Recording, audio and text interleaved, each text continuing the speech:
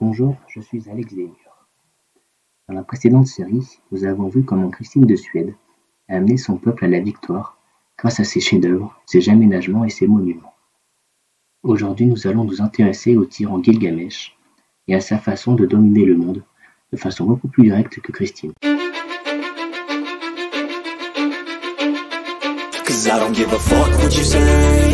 Yeah, I'ma do shit my way.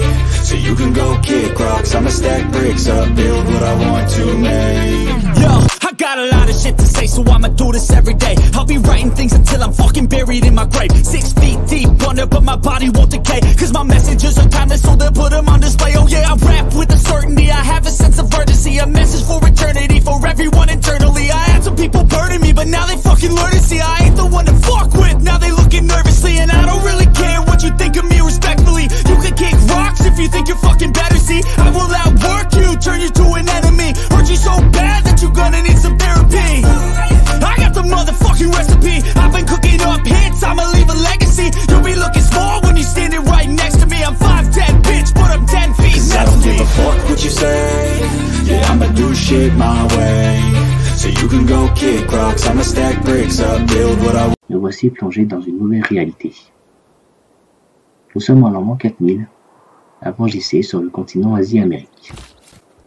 Gilgamesh fonda sa capitale et eut deux moments historiques pour son emplacement. Uruk forma un éclaireur.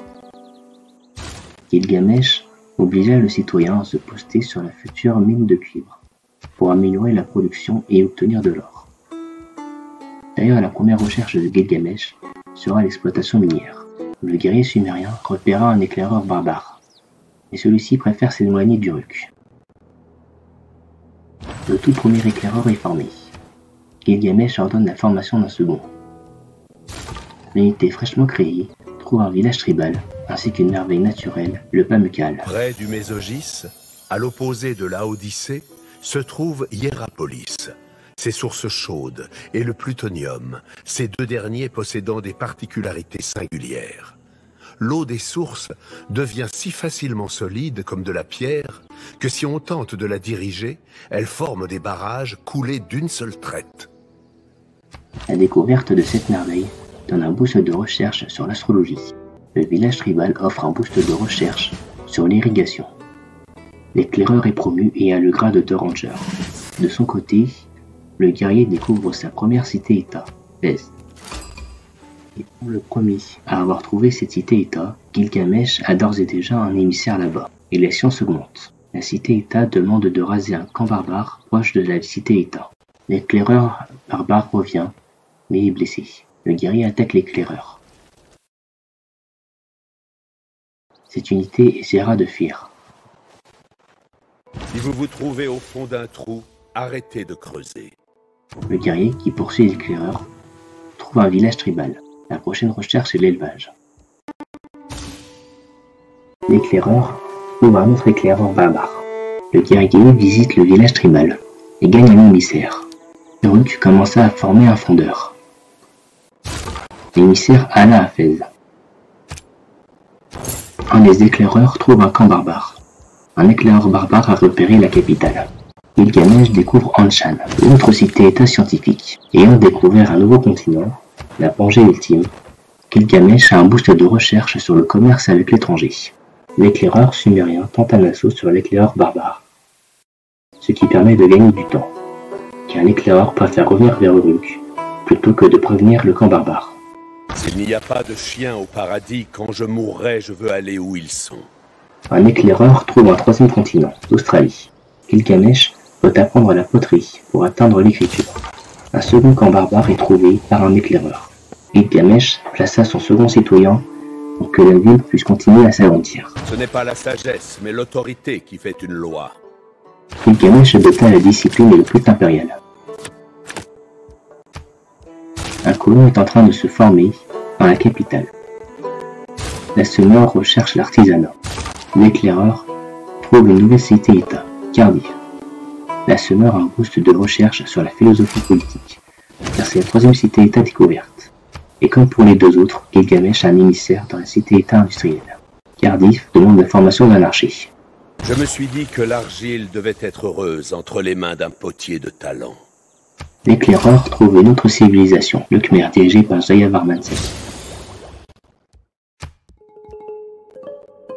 La découverte de ce peuple donne un boost de recherche sur l'écriture.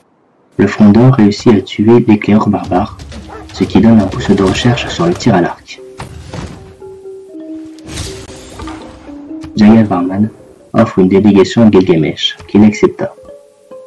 Par contre, lui ne donnera rien, car après tout, on n'offre pas de la dentelle à une fourmi qu'on détruira tôt ou tard. Uruk acheta un second fondeur. Le lancier barbare inflige de lourds dégâts aux fondeurs sumériens. Il n'y a rien de plus simple que l'écriture. Il suffit juste de rayer les mots inutiles. Gilgamesh recherche le tir à l'arc pour améliorer ses fondeurs. Les unités du tyran attaquent à leur tour le lancier barbare, infligeant tellement de dommages qu'il est presque mort. Manque de chance, le camp réussit à former un guerrier barbare. Le frondeur peut obtenir son tout premier grade. Le guerrier détruit le camp. En plus de l'or habituel, le bonus de civilisation de la semeur offre un autre bonus en cas de destruction de camps barbares. Dans ce cas, un boost de recherche sur les traditions militaires est accordé aux Sumériens. La destruction du camp évite un âge-chambre pour l'ère classique. Le guerrier barbare attaque le guerrier sumérien. Le frondeur attaque l'ennemi, pendant que le guerrier se soigne, en partie grâce à sa promotion. Le guerrier barbare frappe une nouvelle fois et faillit y laisser sa propre vie. Le frondeur acheva le guerrier barbare. Un bonus de recherche sur le travail du bronze est accordé aux Sumériens. Un nouveau village tribal est découvert. Les unités barbares menacent les éclaireurs. Souhaitons que les forces du mal s'embrouillent pendant que votre flèche sera en route vers sa cible. Gilgamesh améliore un de ses fondeurs et gagne ainsi un émissaire à Cardiff. La prochaine recherche sera sur l'irrigation. Le guerrier barbare frappe l'éclaireur bleu marine, tandis qu'un éclaireur barbare fait son apparition. La visite du village tribal donne un boost de recherche sur l'artisanat. Un troisième camp barbare est découvert. Tous les frondeurs sont devenus des archers. L'éclaireur barbare découvre Uruk. Les archers tuent l'éclaireur avant qu'il ne puisse prévenir son camp. Le colon est formé. Uruk crée désormais un char de guerre. Le colon se dirige vers le nord-est. L'archer tue le guerrier ennemi qui s'en prenait à l'éclaireur. Un autre éclaireur ennemi est proche d'Uruk. Gilgamesh décida de rechercher le travail du bronze, afin de trouver des mines de fer. Dans le même temps, il décida de rechercher le commerce avec l'étranger, afin de pouvoir commencer à faire des routes commerciales.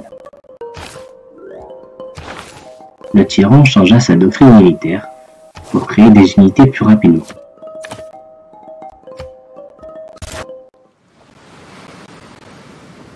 Une crue modérée s'est déclenchée. Heureusement, il n'y eut aucun blessé.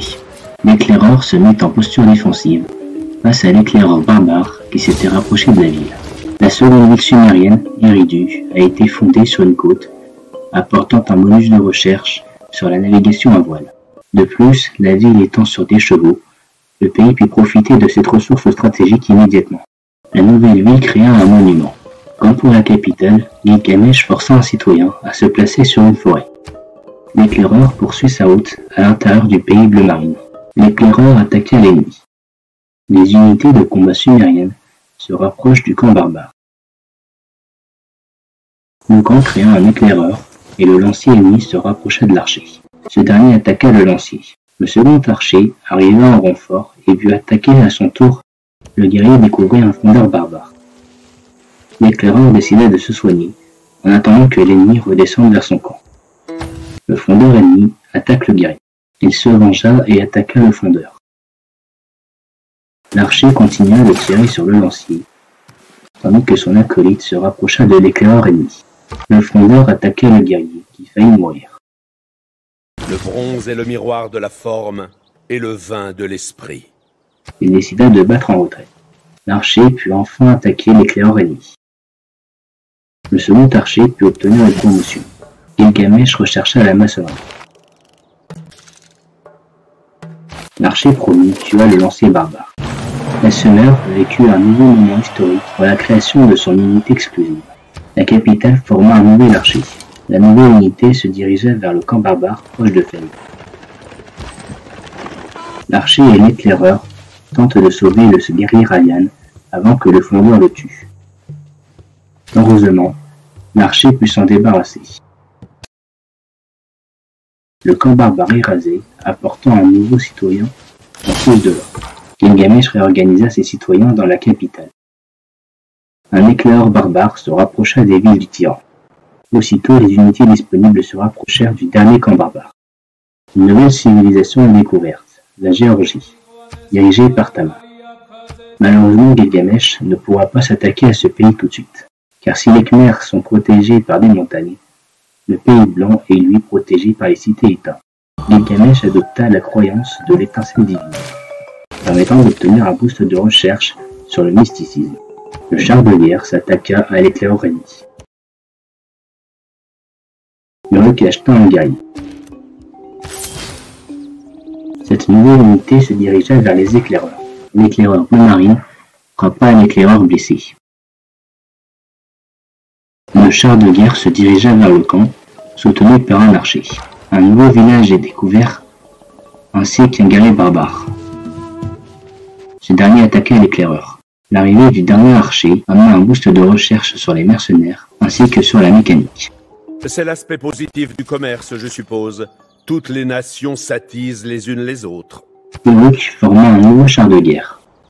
Une partie des troupes se dirige vers le nord pour tuer les éclaireurs. L'éclaireur bleu marine se mit en position défensive pour résister aux assauts des guerriers rouges. Gilgamesh décida de rechercher la tradition militaire. Le char de guerre se posta près du lancier ennemi en attendant l'arrivée de l'archer. Un des éclaireurs rouges tenta de revenir vers son camp, mais l'archer tua l'ennemi. Le lancier s'attaqua au char de guerre. Ce dernier tenta de se défendre et de se soigner. Malheureusement, un cavalier rouge ayant prêté main forte au lancier. L'assaut combiné blessa l'eau donnant le char. Quand la guerre dévastatrice renversera les statues et que les tumultes déracineront l'œuvre de la maçonnerie.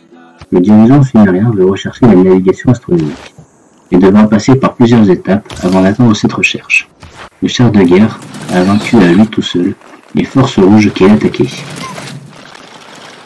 Il utilisa sa promotion afin de se soigner partiellement. Malheureusement, l'éclaireur blanc profita du village tribal que l'éclaireur avait repéré quelque temps auparavant. Gilgamesh écrira dans ses mémoires que c'est cette action qui le fera passer d'un possible génie spatial à un chef de guerre impitoyable. Tamar essaya de calmer le tyran en lui offrant une délégation. Il accepta la délégation mais renvoya les envoyés géorgiens dans des petites boîtes en bois. Pendant ce temps, une civilisation a réussi à construire le Grand Bain. Le char de guerre rasa le camp barbare, est sous contrôle du roi sumérien. Cette action provoqua un moment historique. En plus de l'or, Gilgamesh a un nouvel émissaire. Il l'envoya à Cardiff pour gagner une seconde cité-État. La Summer passera à l'ère classique sous le signe d'un âge d'or. Grâce à Cardiff, la Summer découvre une troisième État scientifique, Hattusa, un camp barbare et un village tribal. Malheureusement, quelqu'un avait déjà trouvé Hattusa avant le tyran. Le dernier éclaireur barbare est enfin tué. Uruk a fini le char de guerre et forma un nouveau colon. Je ne crois pas à l'astrologie. Je suis Sagittaire, et comme tous les Sagittaires, c'est dans ma nature d'être sceptique. L'éclaireur acheva le guerrier barbare. Le char de guerre trouva un village tribal. Une nouvelle civilisation est découverte, les Aztèques, dirigés par Moctezuma. Une de leurs villes se trouve en dessous de Cardiff. Le char de guerre trouva un éclaireur rouge. Un des éclaireurs de Gilgamesh est promu. Les Aztèques déclarent la guerre à Hattusa, qui se trouve en dessous d'Azcapotzalco. Malheureusement, l'éclaireur a des renforts. Le char de guerre décida de rebrousser ce chemin. Les unités barbares se sont séparées. Si les grands vaisseaux s'aventurent au loin, les petits restent près du rivage. Voyant cela, le char de guerre préféra se défendre. L'éclaireur trouva une galère barbare. Le village tribal offrit du fer à l'archer. Gilgamesh confirma la position de ses citoyens dans ces villes. L'archer attaqua l'éclaireur, qui a fait l'erreur de trop se rapprocher. Le char de guerre attaqua le guerrier ennemi. Un boost de recherche sur le Premier Empire fut accordé à Assumer. Sans vouloir sous-estimer la valeur des connaissances militaires, si les hommes font la guerre en respectant scrupuleusement toutes les règles, ils la perdront. La lame a blessé l'archer, et comme il est en sécurité, les médecins le soigneront. L'archer achève l'éclaireur. Eridu décida de construire un grenier. Le char de guerre attaque encore le guerrier rouge. Gilgamesh recherche le mysticisme. Un second guerrier arrive vers le char de guerre. Tandis que l'archer se dirige vers les ennemis, le char de guerre se replie. Le second char de guerre est envoyé en renfort. L'éclaireur trouva une cité-état de type culturel, Rapa Nui, qui demanda un boost de recherche sur la main-d'œuvre nationale. Comme on pouvait s'y attendre, la ville avait déjà été trouvée. L'archer tua le guerrier barbare. Tamar proposa un marché à Gilgamesh, et ce dernier refusa. Une des Kedayam rouges attaqua l'éclaireur.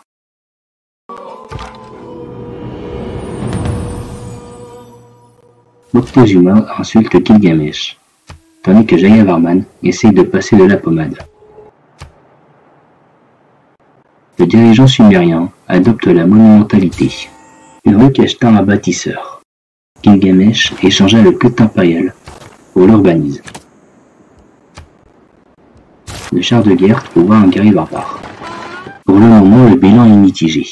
Bien que le peuple sumérien soit en âge de prospérité, il ne peut pas accomplir son véritable objectif, que ce soit à cause des montagnes ou des cités-états qui bloquent le chemin. Dans le prochain épisode, nous verrons comment le roi tyrannique va utiliser son âge d'or afin de renforcer son armée et d'agrandir ses villes. Si l'épisode vous a plu, abonnez-vous, likez et commentez. La prochaine course vidéo devrait sortir la semaine prochaine si tout va bien.